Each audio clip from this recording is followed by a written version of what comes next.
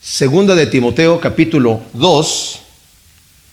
Hemos ya dado la introducción, que brevemente lo quiero decir nuevamente.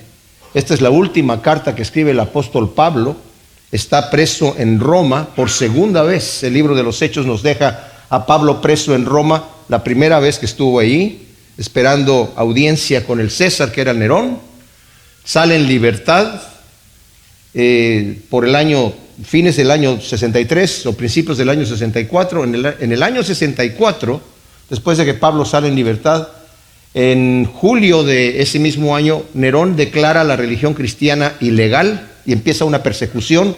En julio del 64, Nerón incendia Roma y le echa la culpa a los cristianos. Y cuando él le echa la culpa a los cristianos, en octubre de ese mismo año empieza una persecución terrible para los cristianos. Y el apóstol Pablo estaba para ese entonces en Macedonia, donde escribe su primer carta a Timoteo y la carta a Tito. Y es aprendido y en el año 67 es llevado a Roma. Ahí pasa poco tiempo y es declarado enemigo del Estado y ejecutado, lo decapitan, ¿verdad?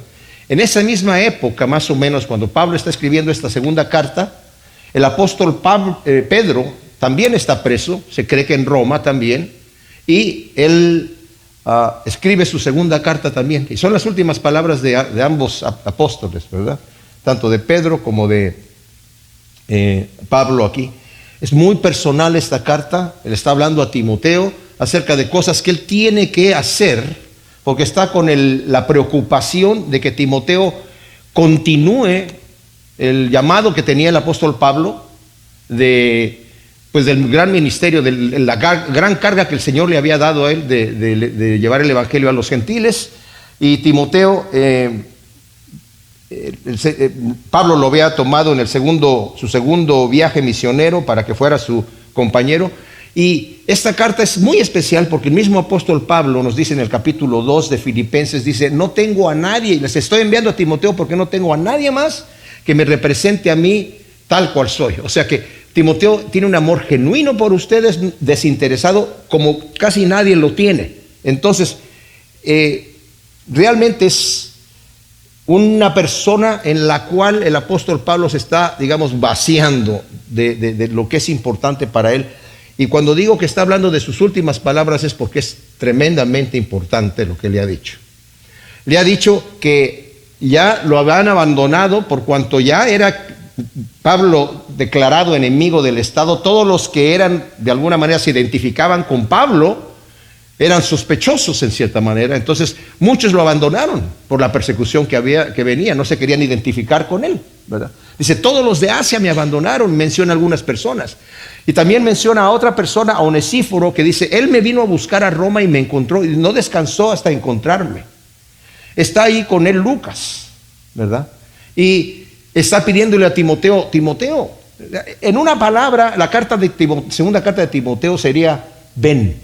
O sea, no solamente ven físicamente, pero ven conmigo, padece juntamente conmigo. Ármate, Timoteo, del pensamiento que tienes que, como buen obrero del Señor, armarte del pensamiento que no estás aquí para disfrutar tu vida aquí. Y mis amados, si nosotros nos armamos de ese tipo de pensamiento, este mundo no está hecho para nosotros. De hecho, nosotros estamos hechos por el Señor para ser aquí solamente peregrinos. Estamos de paso. El mismo hecho de que tenemos problemas en el trabajo, problemas de todo tipo, de enfermedades, nos vamos envejeciendo. No todo es perfecto, la economía cae y los gobernantes corruptos y el crimen que existe y las leyes que vemos que no pertenecemos a este lugar, estamos de paso. Y el querer arraigarnos aquí para hacer nuestra vida aquí nos va a frustrar tremendamente. Así que lo que nosotros necesitamos es poner nuestra mirada allá, en el reino de los cielos. Ya le había dicho a Timoteo: como un buen soldado, dice, esfuérzate en la gracia. Tú, Timoteo, no te dejes llevar por las preocupaciones. Timoteo no tenía el carácter que tenía el apóstol Pablo, y por eso lo tiene que estar animando, ¿verdad? Tienes que pensar, Timoteo, como un soldado, y tienes que ser fiel al que te ha enlistado como soldado. Tienes que saber cuáles son sus órdenes, cuáles son su manera de hacer las cosas. No puedes vivir como tú quieres. Tienes que vivir en santidad. Tienes que armarte de la mente que no estás aquí para disfrutar. Un soldado no va a la guerra, ¿verdad?, una vez que ha sido enlistado, a disfrutar, ¿verdad?, sino va a cumplir las órdenes que se le dan. Tienes que armarte de la mente como un atleta. El atleta dice, para ser coronado. O sea, el soldado va a ganar la batalla, sí, pero tiene que seguir las instrucciones del que lo enlistó. Y el atleta dice, quiere ser coronado, pero para ser coronado, no puede ser coronado si no compite de acuerdo a las reglas. Así que ármate también de ese pensamiento. Le está dando esos 2 ejemplos en este momento, ¿verdad? Le da 3 en realidad, y al final le va a dar 5 ejemplos. Pero como soldado tienes que obedecer al que te enlistó, que es el Señor Jesucristo. Como atleta tienes que competir de acuerdo a las reglas, tienes que vivir en santidad, ¿verdad? No es como tú quieras hacerlo. No se trata solamente de competir, se trata de competir de acuerdo a las reglas para poder recibir la corona. Y como labrador tienes que trabajar arduamente. Tú vas a ser el primero en participar de esos frutos, pero tienes que trabajar duro para tener un buen producto, y vas a ser el primero en disfrutarlo. Va a haber el día, mis amados, en donde ya, dice la Escritura, trabaja mientras es de día. Yo me acuerdo que el pastor Chuck Smith hablaba mucho acerca de hasta con el Señor, hablaba mucho acerca de que ya cuando esté más viejo, yo quiero jubilarme, y Hawái era el lugar donde él quería vivir. Y siempre era como que ya me jubilo, no sé, en 2 años más, no, 3 años más, 5 años más. Al final murió trabajando. O sea, el domingo antes de su muerte predicó 3 servicios en la mañana. Tenía ya el cáncer muy avanzado en los pulmones, y sentado, ¿verdad?, pero predicó perfectamente bien. Estaba en Romanos. En la tarde tuvo una reunión de directorio. Al otro día estuvo participando, el martes estuvo participando en la radio por 3 horas. El martes en la noche se sintió muy cansado, murió el miércoles a las 3 de la mañana. O sea, no descansó. ¿Por qué? Porque ahora está descansando. Ahora está cosechando el fruto. Y Pablo le había dicho a Timoteo, yo sé en quién he creído y él es poderoso. Estoy persuadido que él es poderoso para guardar mi depósito, mi tesoro que he estado haciendo. Y al capítulo 4 aquí de esta carta le dice, Timoteo, yo ya estoy a punto de ser sacrificado, he corrido la carrera, he peleado la buena batalla, he guardado la fe, y por lo demás me está preparada la corona de justicia que el Señor me tiene reservada, no solamente a mí, sino a todos aquellos que esperan su venida, ¿verdad? Pero Timoteo, tienes que armarte de este pensamiento. Entonces, acaba de decir estas cosas y luego dice, recuérdale, dice el versículo 14 del capítulo 2, recuérdales estas cosas, declarándoles solemnemente delante de Dios que no contiendan acerca de palabras, lo cual para nada es provechoso, sino para ruina de los oyentes. Ahora, necesitamos entender, mis amados, que Pablo va a tocar aquí un tema y necesitamos aplicarlo. O sea, esta tiene una aplicación puntual para Timoteo en cuanto a teología, ¿verdad? Por cuanto él es el pastor de esa iglesia, y había ciertos problemas con algunas doctrinas falsas de gente que se metía a discutir acerca de palabras y genealogías que en este caso a nosotros no nos interesaría mucho, porque no es lo que estamos nosotros pasando, pero sí podemos aplicarlo, el mismo principio, a situaciones familiares en nuestra vida. Voy a ir para allá en un momento, pero primero dice aquí, recuérdales esto. ¿Por qué dice recuérdales? Porque tiene que recordar las verdades vitales del Evangelio para ser repetidas siempre. Le había dicho ya anteriormente, ¿verdad?, que en el versículo 14 del capítulo 1, guarda el buen depósito por medio del Espíritu Santo que vive en nosotros. En el versículo 2 del capítulo 2, las cosas que oíste de mí en medio de muchos testigos, estas se encarga a hombres fieles que sean idóneos para enseñar también a otros.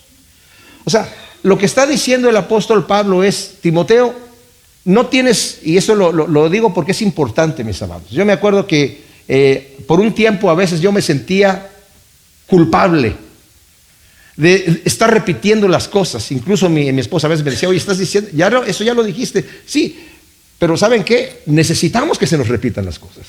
Necesitamos eso. Un buen maestro repite y repite y repite y repite. El Señor Jesucristo, vemos que algunos de sus dichos en un evangelio están al principio de su ministerio, y esos mismos dichos los vemos en medio del ministerio en otro evangelio, y lo vemos al final de su ministerio en otro evangelio. Pues entonces, ¿se contradicen los evangelios? No, es que el Señor repetía lo mismo varias veces, ¿verdad? Un buen maestro repite.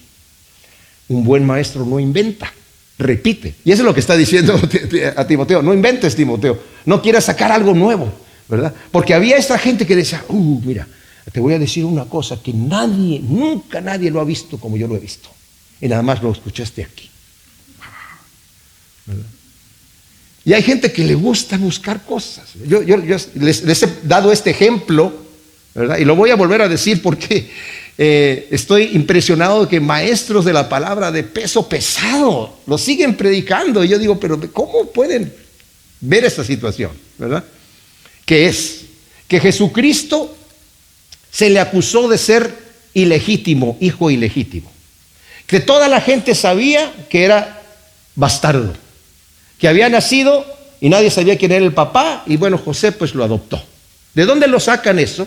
Lo sacan del capítulo 8 de Juan, en donde los fariseos discutiendo con el Señor le dicen, nosotros no somos hijos de fornicación. Tú sí. Entonces de ahí, esa es una interpretación del versículo. No es lo que dice el versículo, es una interpretación.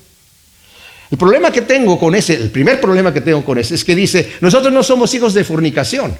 Y la respuesta que dan ellos, dice, nuestro padre es Dios.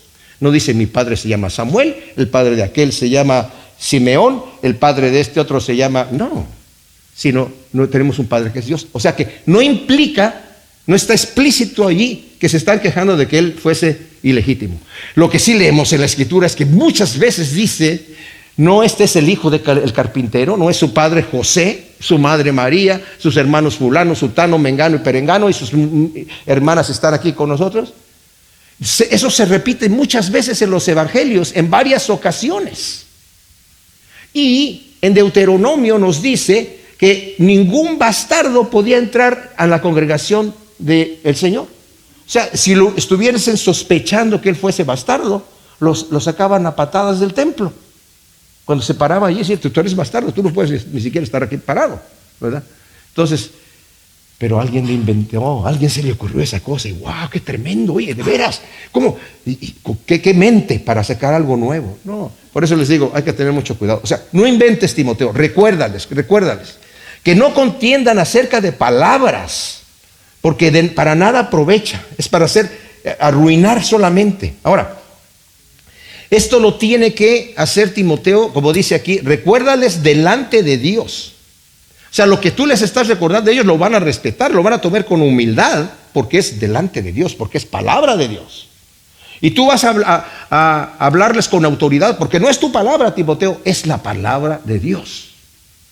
Cuando estamos nosotros compartiendo el evangelio verdadero de la Escritura con alguien, lo podemos hacer con autoridad, porque es la palabra de Dios.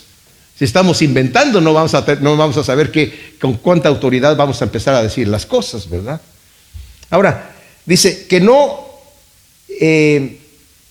contiendan acerca de palabras, que además para nada es provechoso, sino son para ruina. La palabra literal allí, en griego es catástrofe, que es catástrofe, ¿verdad? O sea, es una catástrofe. Y decía, ¿cómo podemos aplicar esto a nuestra vida cotidiana, mis amados? Pensemos en cuando estamos discutiendo con alguien, tal vez un compañero de trabajo, tal vez una persona con la que estoy viviendo, ¿verdad? O tal vez es mi esposa o el esposo, entre las parejas. No es cierto que a veces cuando se está discutiendo, se está hablando entre una plática matrimonial, digamos, conyugal, de repente podemos ser tentados, y la tentación siempre viene. Somos tentados nuestro cerebro nos tira una carnada, y la carnada tiene parte bueno, tiene parte de verdad. O sea, el pez, cuando ve, dice, ese gusano se ve súper, ¿verdad? Porque tiene parte de verdad. Y a veces estamos en una discusión y de repente mi cerebro me tira la carnada, o el diablo me tira la carnada, o no, alguien me tira una carnada. Y de repente la conversación se va por otro lado, ¿verdad? Tal vez son mis sentimientos, me siento herido con lo que está diciendo mi esposa y ni siquiera ha terminado su argumento. O siento que la puedo corregir. Esto es lo que debes hacer, esto es lo que debes pensar, ¿verdad? O cómo me estás diciendo tú de estas cosas. Y empezamos de repente ya no nos acordamos de qué estábamos hablando. La plática se va por otro lado, ¿verdad? Porque dejamos que esa carnada nos tiente y nos lleve por otro lado. Y si nos olvida un principio básico en una relación tan íntima como el matrimonio, que puede ser no necesariamente el matrimonio, puede ser con un amigo, puede ser con un compañero de que está viviendo, tal vez no están casados, ¿verdad? O tal vez son dos mujeres o dos hombres que están viviendo en el mismo lugar. Se nos olvida un principio básico, el gran mandamiento: ama a Dios, ama a tu prójimo.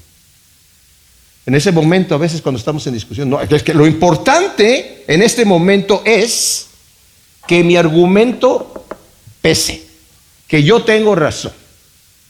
Y no pensamos en el amor a Dios y el amor al prójimo. Cuando hay una discusión matrimonial, no pensamos en el amor al prójimo. No pensamos en el amor. Fíjese cómo traduce la traducción en lenguaje actual la parte en 1 Corintios 13 que habla del amor. El que ama tiene paciencia en todo, siempre es amable. El que ama no es envidioso, ni se cree más que nadie, no es orgulloso, no es grosero ni egoísta, no se enoja por cualquier cosa, no se pasa la vida recordando lo malo que otros le han hecho, no aplaude a los malvados sino a los que hablan con la verdad. El que ama es capaz de aguantarlo todo, de creerlo todo, de esperarlo todo y de soportarlo todo. Cuando lo aplicamos a nivel personal, ¿verdad? Y no hablamos del amor ahí como algo ahí etéreo, algo así que está muy bonito, sino lo aplicamos. Cómo nos queda el saco ahí, ¿verdad? Entonces, y termino con esto acerca de la relación matrimonial. El esposo que deshonra a su esposa, deshonra a una hija de Dios. Por lo tanto, es una afrenta que le hace a Dios. El esposo que deshonra a su esposa, que le grita a su esposa, que insulta a su esposa, que la ignora, está afrontando al Señor, está realmente haciéndole una afrenta a Dios, ¿verdad? Podemos parecer muy justos y respetuosos delante de todos los hermanos y hermanas en la fe aquí en la iglesia, pero ¿cómo somos cuando llegamos a la casa? Aquí todos se ven bonitos. Aleluya, gloria a Dios, hermano, Dios te bendiga. Bendición, hermano, ¿verdad? Como dijo un puritano dijo: nosotros los cristianos somos cristianos en la iglesia, porque si no, no cabe. Somos herejes en el mundo, porque estamos tal vez haciendo un negocio y tenemos que mentir o tenemos que hacer esto. Somos cristianos en la iglesia, somos herejes en el mundo y somos demonios cuando estamos a solas. Ay. ¿Verdad? Lo que somos, lo somos cuando estamos a solas y no nos ve nadie más que el Señor. Primera de Pedro dice así, el capítulo 3, versículo 1: de la misma manera, esposas, estad sujetas a vuestros propios maridos, para que también los que no creen a la palabra sean ganados sin palabra por la conducta de sus esposas. Pues que el mandamiento es claro, o sea, mujeres, no le metan el evangelio a sus esposos, ¿verdad? Con embudo y a fuerza así, ¿verdad? Metido en un burrito ahí para que se lo coman, no, sino con su conducta vayan ganándoselo.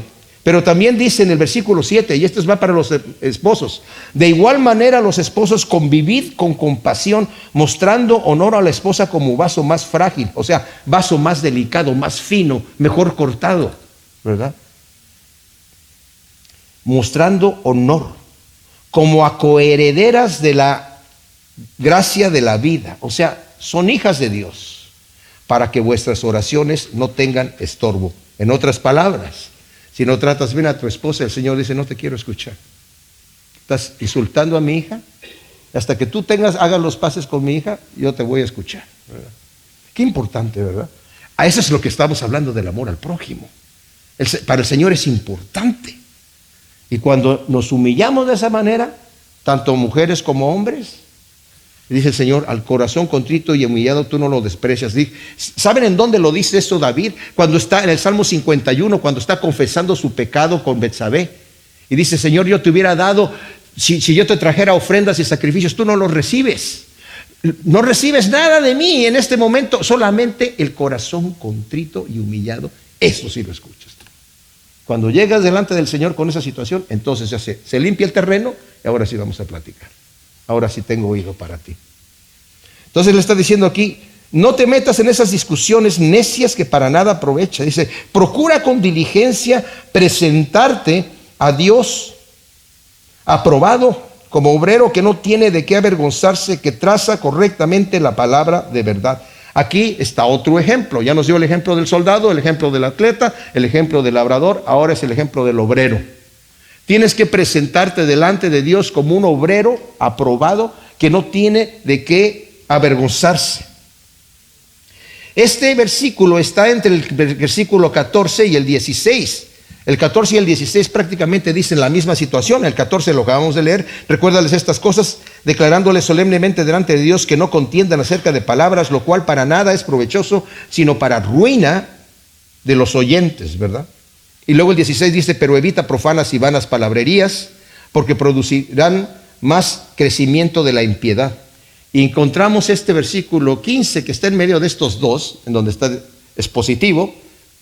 Procura con diligencia presentarte delante de Dios, ¿verdad? Con diligencia. No te metas en discusiones necias, sino tienes que comportarte como es debido dentro de la iglesia. Hay gente que a veces hace preguntas, ¿verdad? Y no las hacen porque quieren saber.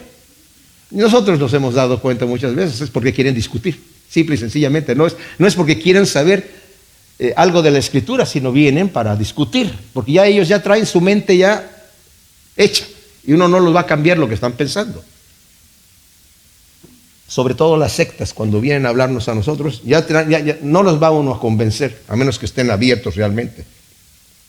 Timoteo debe con toda diligencia procurar ser un obrero aprobado por Dios sin tener que avergonzarse por una actitud que no corresponda a la de un siervo de Dios. Es decir, mostrarse ante Dios y los hombres como un auténtico siervo de Dios. Nuevamente, llegamos al tema de la privacidad en el hogar. En el hogar es en donde nos quitamos la máscara, porque estamos cansados de andarla cargando todo el día, ¿verdad? Y con toda la gente sonriente de acá, ¿verdad? Y nos vemos bien, pero cuando llegamos a la casa nos quitamos la máscara y ay, salió el diablo, ¿verdad? Entonces dice, tienes que presentarte delante de Dios. Acuérdate que delante de Dios es cuando le estás gritando a tu esposa o a tu esposo. Es delante de Dios cuando estás pecando en contra de lo que sea. Nadie te ve. Tal vez tienes engañado a la gente con la que vives incluso. Tal vez todavía te llegas a la casa, te quitas esa máscara y te pones otra. Pero Dios conoce tu rostro y tu corazón. A Él no lo podemos engañar. Y está diciendo aquí, tú preséntate delante de Dios como un obrero que tienes que avergonzarte delante de Dios. A Él es al que le vas a dar cuentas, a la gente no. En aquel día tú vas a estar delante de Dios parado. Claro que somos limpiados por la sangre del Señor Jesucristo y su gracia nos cubre definitivamente, ¿verdad? No quiero que caigamos en condenación, pero necesitamos escuchar esta palabra. No es opcional. Todos nosotros, no solamente Timoteo, mis amados, necesitamos presentarnos delante de Dios como un obrero que no tiene de qué avergonzarse. Dice, que sepa trazar correctamente la palabra de verdad. O sea, no repite, no inventes, Timoteo, sino traza. La palabra que utiliza aquí es ortotomeo, de donde viene la palabra ortodoncia. ¿Qué quiere decir? Hacer derecho. ¿A qué va uno al ortodontólogo? Para que le enderecen los dientes rectamente, ¿verdad? Dice, por eso predicamos en nuestra congregación a través de la Escritura. Vamos libro por libro, capítulo por capítulo, verso por verso, tratando. Y ustedes que están ahí escuchando tienen la Biblia en sus manos, y lo que yo diga, si lo digo incorrectamente, ustedes se van a dar cuenta, porque están leyendo la Escritura de Dios. Y yo siempre les he dicho, mi interés no solamente es presentarles una buena comida, sino enseñarles a ustedes a cocinar. Cada vez que ustedes están leyendo la Escritura, pregúntense quién, cómo, dónde, cuándo, por qué. ¿Quién, cómo, dónde, cuándo y por qué? Cuando estamos leyendo, Señor, dame sabiduría, y la Escritura misma nos va a hablar. En el versículo 16 del capítulo 2, continúa Pablo insistiendo a Timoteo que evite discusiones que para nada edifican. Para nada edifican. Dice, evita profanas y vanas palabrerías, porque producirán más crecimiento de la impiedad.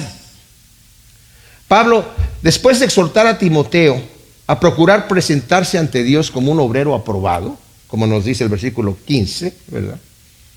Ahora le advierte del peligro que debe evitar al refutar el error de los falsos maestros. O sea, no le está diciendo no refutes el error, porque en su primera carta ya le había dicho, te dejé allá te insistí que te quedaras en Éfeso para que corrijas las cosas que están deficientes y que pares a los que están hablando falsas doctrinas y están metiendo herejías en la iglesia. O sí, pero no te metas en discusiones, deténlos con autoridad, pero hazlo con amor, hazlo con humildad, ¿verdad? Como un buen siervo de Dios, hazlo delante de Dios, como un obrero aprobado, pero con autoridad, ¿verdad? Entonces, aquí le está diciendo, no entres en discusiones acaloradas y necias. Cuando nuestras discusiones empiezan a subir de tono y no podemos controlar, porque a veces no las podemos controlar. A veces ya cuando la cosa se pone así, la situación, ¿verdad? Y sobre todo ya cuando la espalda de la otra persona está ahí en pum, pum, pum, y te acuerdas cuando, y la otra persona ya no puede ir respirar, ¿verdad? No entres en esas discusiones. Timoteo debe mantener un carácter templado de amor y mansedumbre, ¿verdad? Pablo le advierte, bueno, lo dice acá y también en el 24, en el versículo 24, porque un siervo del Señor no debe ser contencioso, sino amable con todos, apto para enseñar, tolerante, que con mansedumbre corrija a los que se oponen, por si quizá Dios les conceda el arrepentimiento conducente al conocimiento pleno de la verdad, y vuelvan en sí y escapen del lazo del diablo en el que están cautivos a voluntad de él. O sea, hay un momento en donde, corrigiendo la situación, si la persona ya no quiere escuchar, ok, hasta ahí llegó, ¿verdad? No voy a meterle la verdad por la fuerza. Le advierte a Timoteo que si el involucrarse en estas discusiones necias y acaloradas, además de no lograr nada bueno, conducirán más y más a la impiedad. En la versión internacional, Proverbios 9, del 7 al 9, dice, el que corrige a un burlón se gana que lo insulten. El que reprende al malvado se gana su desprecio. No reprendas al insolente, no sea que acabe por odiarte. Reprende al sabio y te amará. Instruye al sabio y se hará más sabio. Enseña al justo y aumentará su saber. Proverbios 17, 17. El que es entendido refrena sus palabras. El que es prudente controla sus impulsos. Proverbios 23, 9. A oídos del necio jamás digas palabras, pues se burlará de tus sabios consejos. Proverbios 26, 4. No respondas al necio según su necedad, o tú mismo pasarás por necio. Wow. O sea, Timoteo, si no te escucha, apártate. Ya no digas más cosas, ¿verdad? Porque no te va a escuchar más. Tienes que ser sabio, ¿verdad? Tienes que corregir hasta donde se puede. Ahora, hay un detalle aquí importante. Como pastor, Timoteo tiene que hacer lo que es correcto. Hay un momento en donde si la persona que está metiendo falsas doctrinas dentro de la iglesia No solamente es, bueno, yo te traté de corregir, pero tú no quisiste ser corregido, bueno, ahí te dejo sentadito. No, sentadito no, para afuera, ¿verdad? Porque va a infectar a otras personas. Si yo soy el pastor de la iglesia y veo que entra un lobo aquí, pues lo tengo que sacar, ¿verdad? No se puede quedar aquí. No le puedo decir, ay, lobito se quiere salir, por favor, ¿verdad? Sino, no, para afuera, ¿verdad? Y me ha tocado hacer cosas así. No es nada placentero hacerlo, ¿verdad? Y un detalle más aquí solamente, cuando alguien hace algunas situaciones, si está en pecado y el pecado es privado, pues se trata de disciplinar a la persona en privado. Pero cuando un pecado es público, se tiene que disciplinar en público, porque si no la gente misma va a decir, bueno, si esta persona cometió este pecado ya lo sabemos y no pasa nada, ¿verdad? Entonces, aquí en nuestra iglesia nos ha tocado incluso que personas han llegado aquí, ¿verdad? Y no muchas veces, y empiezan a obrar negativamente y hay que decirles, sabes que tú no eres bienvenido aquí ya más, por favor, ¿verdad? Entonces, Timoteo tiene que corregir a ciertas personas porque la doctrina que tenían era una doctrina muy dañina, terriblemente dañina. Aquí lo dice en el versículo 17 y 18. Y la palabra de ellos está hablando de la gente que está hablando profanas y vanas palabrerías, que están, dice aquí, dando crecimiento de la impiedad. O sea, no era algo que era pasivo, era algo que estaba destruyendo a la gente, a la iglesia, ¿verdad? Y dice aquí, y la palabra de ellos carcomerá como gangrena, de los cuales son Himeneo y Fileto, que se desviaron de la verdad diciendo que ya hubo resurrección y trastornan la fe de algunas. Ahora, este Himeneo aquí, con un nombre así, no es cierto, mejor me callo porque acá está con otro que se llama Alejandro, así que en el versículo 20 del primera de Timoteo dice, dice el 19, manteniendo la fe y la buena conciencia, la cual desechando algunos naufragaron en cuanto a la fe, de los cuales son Himeneo y Alejandro, a quienes entregué a Satanás para que fueran enseñados a no blasfemar. O sea, el apóstol Pablo disciplinó a estas personas, ¿verdad? ¿Qué quiere decir lo que los entregó a Satanás? Realmente no sé, ¿verdad? No sé. Hay gente que interpreta eso de una forma tan terrible que yo prefiero pasar por ignorante, pero es un tipo de disciplina, obviamente, que el apóstol Pablo tenía, ¿verdad? Dice, para que aprendan a no blasfemar. O sea, era algo para corregirlo.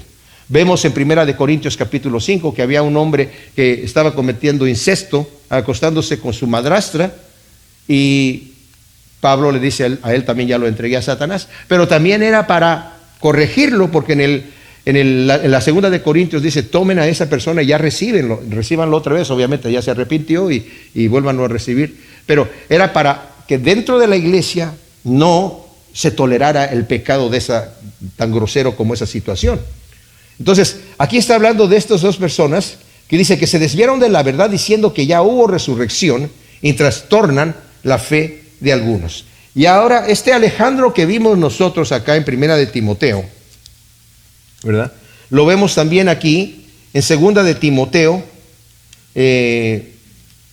capítulo 4, en el versículo 14, dice, Alejandro el calderero me ha hecho muchos males, el Señor le pagará conforme a sus obras. Guárdate tú también de él, pues en gran manera se opuso a nuestras palabras. O sea, esta persona literalmente estaba atacando al apóstol Pablo, había sido entregado a Satanás, pero no se corrigió, ¿verdad? Y tampoco Himeneo. Y ahora tenía aquí un amigo que se llama Fileto. Ahora, ¿qué quiere decir esto de que la resurrección ya se efectuó? Puede significar dos cosas que eran dañinas, en este caso para la iglesia. Una, que ya estábamos viviendo en el reinado del Mesías, que ya estamos nosotros en el reinado del Mesías. ¿Se imaginan ustedes lo terrible que sería eso? Pensar que ya estamos viviendo en el reinado del Mesías y que todo lo bonito que vemos es lo que es el reinado del Mesías, y lo malo que vemos es, bueno, ni modo, es las cosas que tenemos que sufrir, ¿verdad?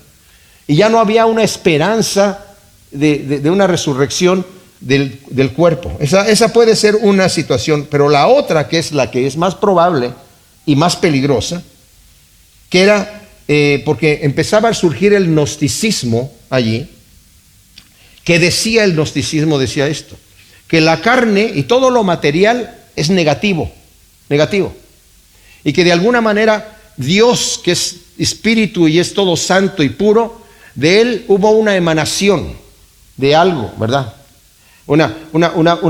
Algo salió de Dios que fue otra persona, y de esa otra emanación y otra emanación en otro ser, en otro ser, en otro ser, y al final hubo una emanación de Jesús, ¿verdad? Que estaba tan separada de la primera que ni se podía comparar, ¿verdad? Y por eso había la creación de las cosas materiales no tiene sentido, porque todo lo material es negativo, es malo, es malo. El espíritu es bueno, la carne es mala.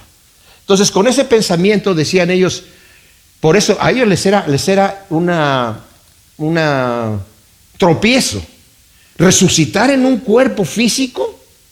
¿Para qué? Si el cuerpo físico es malo. Ahora, no vamos a resucitar con este cuerpo mismo que tenemos nosotros. El capítulo 15 de Primera de Corintios, Pablo lo explica de una manera excepcional, ¿verdad? Dice, no sabemos cómo vamos a hacer, pero, y también lo dice Juan en el capítulo 3, ¿verdad? Hijitos míos, no sabemos cómo vamos a hacer cuando le veamos a Él, pero sabemos que seremos semejantes a Él cuando le veamos. Pero, ¿qué cuerpo vamos a tener? Pues no sabemos. La semilla no se parece a la planta que nace, ¿verdad? Pero tiene muchas características de eso. Ahora, entonces, no es exactamente cómo vamos a resucitar en nuestro cuerpo. Hay gente que hoy en día, por ejemplo, no creen en la incineración del cuerpo, porque dicen, no, pero entonces el cuerpo tiene que resucitar, ¿verdad? Entonces, si lo incineran, pues está destruido. Pero mis amados, cuando nosotros nos morimos, se desintegra el cuerpo, ¿verdad? Yo sé, por ejemplo, hay ciertos, como los testigos de Jehová, que no creen en donar los órganos unos a los otros, porque en la resurrección, ¿quién se quedó con el hígado? ¿Verdad? ¿A quién le toca? O el riñón, ¿verdad? ¿Se imaginan ustedes? O sea, cuando morimos, nos entierran, nos comen los gusanos, aunque no seamos incinerados. El gusano se desintegra en la tierra. Esa sustancia del cuerpo que se comió el gusano la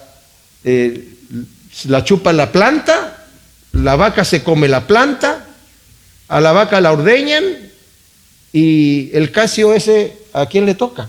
Porque ya me tomé la leche, o me comí la hamburguesa, o el asado, lo que sea, ¿verdad? Entonces, no, vamos a parecer como quesos suizos con hoyos por todos lados. Entonces, estaban diciendo que la resurrección ya se efectuó, porque ya ahora estamos viviendo en el Espíritu. ¿Y por qué era eso que estaba apartándonos a la iniquidad? Porque los gnósticos decían, ya que este cuerpo es negativo, tomaban dos posiciones contrarias. O hay que castigarlo completamente, ¿verdad? Tipo ascetismo, monasterio, una cosa así, ¿verdad? De dormir en una cama de piedra con un tronco de almohada y cosas por el estilo, ¿verdad? O sea, castigarlo. O la otra es, no importa lo que hagas con tu cuerpo, porque esto es material y es malvado. O sea, mientras tú en tu espíritu estés adorando al Señor, tú puedes hacer lo que quieras con el cuerpo. El problema con eso es que el cuerpo es el templo del Espíritu de Dios. No importa con qué cuerpo vayamos a resucitar, pero este cuerpo que tenemos aquí es el templo del Espíritu de Dios. Y sí importa lo que hagamos con el cuerpo. Porque Pablo le dice a los corintios, si te unes a una ramera, estás haciendo que Cristo participe de eso, que mora en ti, ¿verdad? Dice, y el que peca contra su propio cuerpo, Dios lo va a llamar a cuentas, porque es templo del Espíritu Santo. Entonces sí, estos hombres estaban trayendo estas falsas doctrinas que estaban definitivamente afectando a la iglesia. Y luego dice, pero en una casa grande no solo hay vasos de oro y de plata, sino también de madera y de barro, unos ciertamente para usos honrosos y otros para uso común. Así que si alguno se limpia de estas cosas, será un vaso de honra, santificado, útil para su amo, preparado para toda buena obra. Ahora, ¿cuáles son las cosas de las cuales se tiene que limpiar el que es ¿Quieres ser un vaso de honra? Pues obviamente nos entendemos que, porque muchos eruditos bíblicos dicen, estas cosas, ¿a qué cosas se está refiriendo? Se está refiriendo a todo lo que es pecado, a todo lo que es lo que me ensucia, pues. Tú cuando vas a tomar un vaso de agua, quieres que el vaso esté limpio, porque si está sucio, va a tomar el sabor de lo que estaba allí en el vaso y va a ser desagradable. Entonces, hay otros también que cuando leen estos dos versículos que acabamos de leer, dice, unos son para usos honrosos y otros para uso común. O sea, lo que está diciendo aquí Pablo, que no tiene ningún sentido esta interpretación, es que unos pueden servir al Señor, el Señor le ha dado talentos y dones a algunas personas para servirlos de una manera especial, y otros, pues no tan especial. No se refiere a eso. Aquí se refiere, cuando habla de vasos, se está refiriendo a utensilios de oro, de plata y de madera y de barro. Dice, unos son para usos honrosos, la palabra es en griego es timé, y otros para usos viles, la palabra es atimia, que es lo contrario. Uno es timé y el otro es no timé, en otras palabras, ¿verdad? O sea, es opuesto. No solamente que unos son lujosos y los otros son no tan lujosos, ¿verdad? No lo podemos tomar porque algunos dicen, no, es que aquí se refiere a vasos de barro. Y dice Pablo que nosotros somos vasos de barro en los cuales tenemos el contenido del tesoro del Evangelio de Dios, ¿verdad?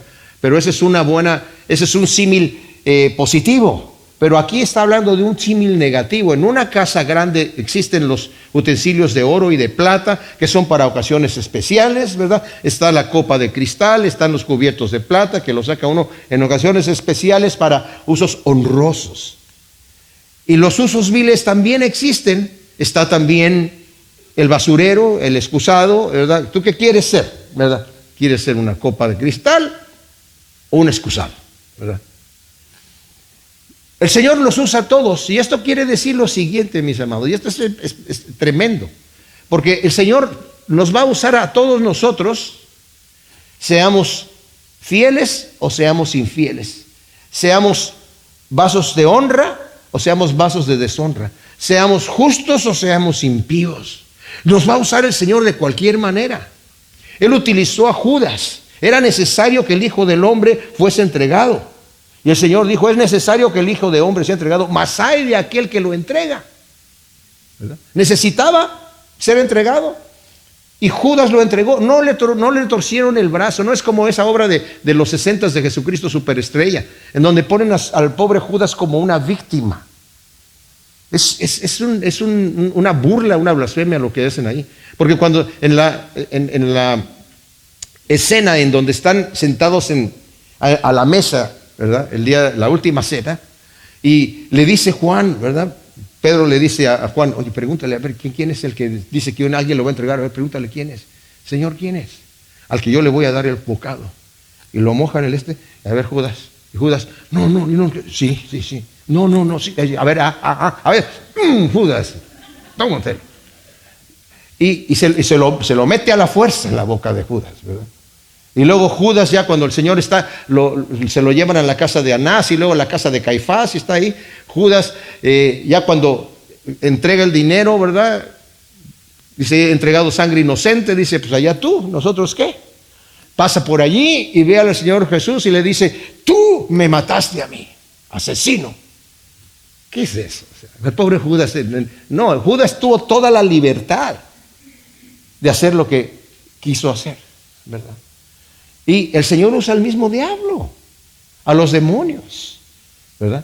Para el propósito divino que Él tiene. El Señor nos usa a todos, pero ¿qué quieres ser tú? ¿Qué tipo de vaso quieres ser? ¿Quieres ser vaso de honra? ¿Recibir un premio delante de Dios? Límpiate de estas cosas. Límpiate de todo lo sucio.